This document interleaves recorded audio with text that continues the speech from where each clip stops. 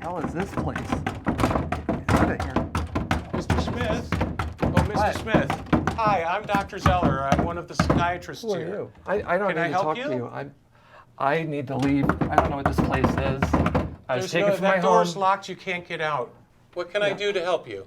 You can get me out of this damn place. Well, let's talk about getting you out of here. Until you can turn around and talk with me, I can't help you. Who are you? I'm a psychiatrist here. My name's Dr. Zeller, and I'm here to help, not to hurt. What's going on? Tell me what's happening, how I can help you.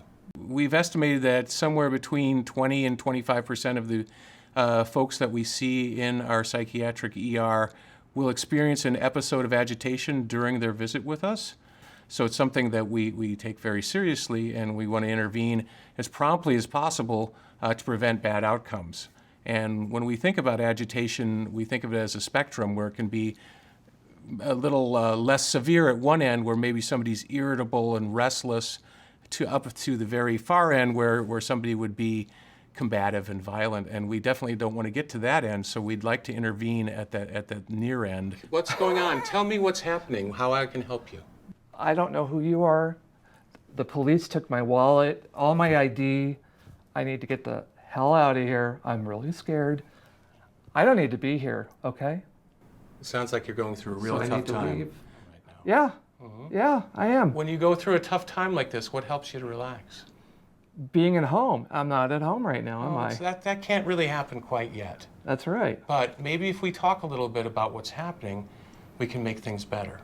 No, I want to talk to my brother. Where's the phone? Because I need to we can call the have you police. talk I'm going on to the need to phone call in the a second. police. I'm going to call 911 and get the hell out of here.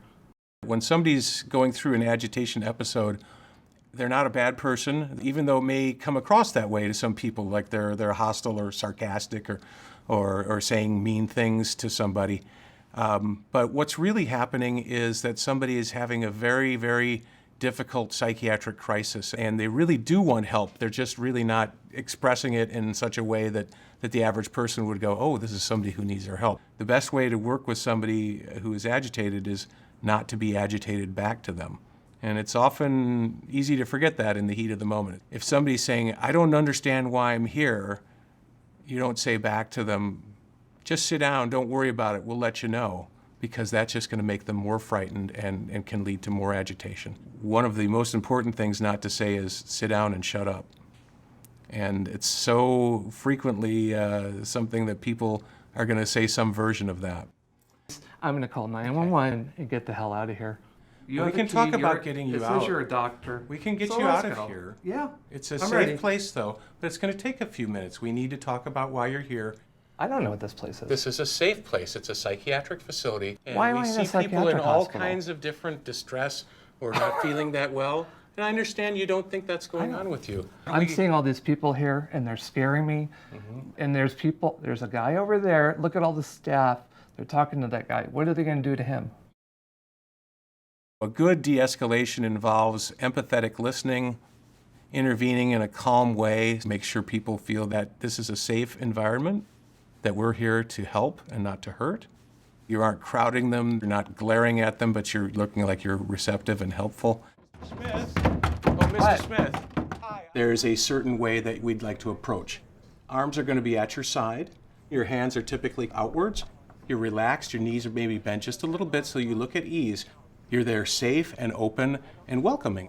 I had a little bit over 2 arm lengths of space between me and our patient. He had what we call a line of egress, a way that he could escape, which we didn't want him to follow, but he could see it and that would help him to relax nonetheless. No, How do I'm we- seeing all these people here, and they're scaring me. Sometimes when people are agitated, their thoughts are kind of racing in their head. They're not hearing things the first time so clearly. We use these short phrases and repeat them until they really start to sink in. Everybody here is in a different situation, but this is a safe place. We're here to help. We don't hurt people, we help people. Then why did the police come? I think out of all the things, what I really like to ask people is what can we do to help you? What do you need right now? Tell us what would make things better. Many times I've talked to individuals who've just undergone a psychiatric agitation crisis, and they'll say, nobody would listen to me. Everything would have been so much better if somebody just would have listened. Let's talk about you. What can we do right now to help you feel better? I'm in a psychiatric hospital. Yeah. My brother put me in a psychiatric hospital. It's a safe place. It's a safe place. It is a safe place, and we're here to help. Uh-huh. So would you like something to eat, maybe something to drink? Would that help? Maybe know going you. somewhere where we're a little bit away from all this, the rest of the crowd, we can sit down and talk, and you can have something to eat. Probably the most important thing is helping people to calm down and regain control on their own with a little bit of help from us. One of the ways you regain control is if you feel you have your own ability to make decisions. And so offering people choices gives them the chance to choose and gives them a little bit more of a say in what's going on around them. And that in and of itself can help people to relax. Maybe they want to go to a room and lie down, maybe with the lights dimmed a bit. Sometimes people want to listen to music. Maybe just getting away from a stressful situation somewhere in the emergency room, getting them to a different part of the emergency room can be enough. Maybe know going you. somewhere where we're a little bit away from all this, the rest of the crowd, we can sit down and talk, and you can have something to eat. I am hungry. I haven't eaten for 12 hours because the stupid cops, they kept me against my will. And that's illegal. I've never been to a place like this. If you've never been somewhere like this before, it can look a little strange and unusual. Look at those people But over like I there. said, it's safe, and this is a place where we help people, and we want to help you. How about we get you something to eat? You and I can go and sit and talk while you have something to eat. Would that help? I'd really rather just do what you need to do to get me out of here. We Okay? can talk all about how we can get you out of here, but first, we need to sit down and have a chat. Get you a little something to eat, sit down, and we can talk. This place. Okay. Well, Okay? Come let with me, we'll go call get my something brother. to eat, and we'll go sit down. All right. Just All right. just stay close. Okay? Okay. Don't be close to me. They say it would be faster just to put somebody in restraints and give them a shot. But if you think about it, when we talk about verbal de-escalation, we're usually saying just a few minutes, maybe 3, 4, 5 minutes. That should be all you really need. And when you're only talking about 5 minutes and helping somebody compassionately to get better and to relax and calm down, that much easier to do restraining and giving medications actually isn't faster at all. But it's going to take a few minutes. We need to talk about why you're here. If you're going to put somebody in restraints, first you have to get a big group of people together, make a move on an individual, take them down. A nurse is going and getting medications and then coming back and needs staff again so that they can hold somebody down to give them the injection. It's 20 or 30 minutes that you're doing because that was quicker than the 5 minutes of de-escalation. It really doesn't make a whole lot of sense when you look at it that way. The other thing about it is that we found out that the vast majority of assaults from patients to staff occur during that tackling an agitated person to take them down and put them into restraints. It's really a win-win to try to do de-escalation and intervene in this compassionate, collaborative way as opposed to the old-fashioned restrain and sedate.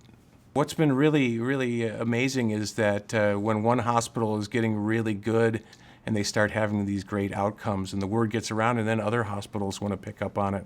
And pretty soon all the hospitals in a district or a region are doing it. And everywhere we keep hearing about it, we keep hearing the same great things where staff are getting really proud of what they're doing and they really feel like they're being healthcare providers rather than jailers, if you will. Having a different way to do things has been, I think, so exciting.